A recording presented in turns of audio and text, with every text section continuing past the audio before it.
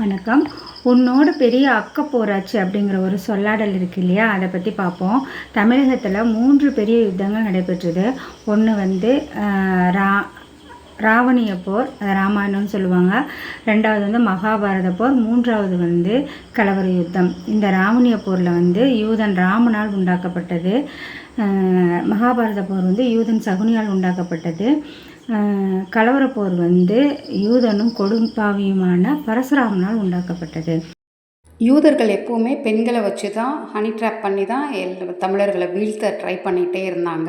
2 தடவை முயற்சி பண்ணாங்க, 3வது தடவை தான் வெற்றி அடைஞ்சாங்க. ராமனும் அதே மாதிரி பெண்களை கூட்டிகிட்டு வந்து அனுமனுக்கும் விபீடனனுக்கும் பெண்களை கூட்டி கொடுத்து தான் இப்போ கடைசி 2 போர் இருக்கு இல்லையா? அந்த மகாபாரத போரும் கலவர யுத்தமும் இருக்கு இல்லையா? இது 2லேயும் 2 யூத பெண்கள் பங்கேற்றிருக்காங்க.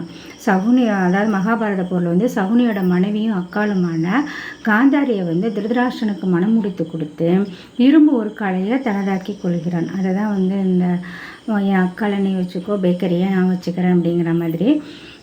அது மட்டும் இல்லை, பாண்டவர்களும் கௌரவர்களுக்கும் இடையில் வந்து சகுனி வந்து ட்விஸ்ட்டு முட்டு விட்டு சண்டை இழுத்து விடுறாரு. அது வந்து கிருஷ்ணன் வந்து முறியடித்து ஜெயிச்சிடறாரு. அதாவது யூதன் சகுனியோட எண்ணம் என்னென்னா கௌரவனும் அழியணும், பாண்டவர்களும் அழியணும் அப்படிங்கிறது தான் எண்ணம்.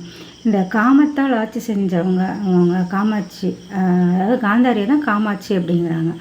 இதில் வந்து திருதராஷ்டிரன் வந்து தனது மக்களை வந்து மனைவி பேச்சை கேட்டுட்டு கண்ணும் காணாமல் விட்டதுனால அவருக்கு வந்து கண் இல்லாதவராக உருவகப்படுத்திடுறாங்க. அப்புறம் வந்து கலவர போரில் வந்து பரசுராமனோட தங்கையும் மனைவியுமாகிய துர்க்கையை வந்து எரிமூர் அரசனுக்கு கூட்டி கொடுக்குறாங்க. அந்த அம்மா வந்து அந்த அரசனோட குஞ்சை அறுத்து கொண்டுடுறாங்க. அந்த காலகட்டத்திலேயே அவன் பரசுராமன் வந்து துர்க்கைக்கு வந்து குஞ்சர்த்தம்மான் கோயிலை கட்டிட்டு காலரா, அப்புறம் வந்து அம்மை நோய் இதெல்லாம் பரப்பி உள்ளே வந்து நம்ம நாட்டு சித்தர்களெல்லாம் கழுவேற்றி கொண்டுடுறான். இந்த 2 அக்காக்களாலேயும் நடைபெற்ற போர்கள், இந்த 2 போரும் அதில் ரொம்ப பெரிய போர் இல்லையா? அதனால் இந்த அக்கா போர் தான் அக்கா போர் ஆனது.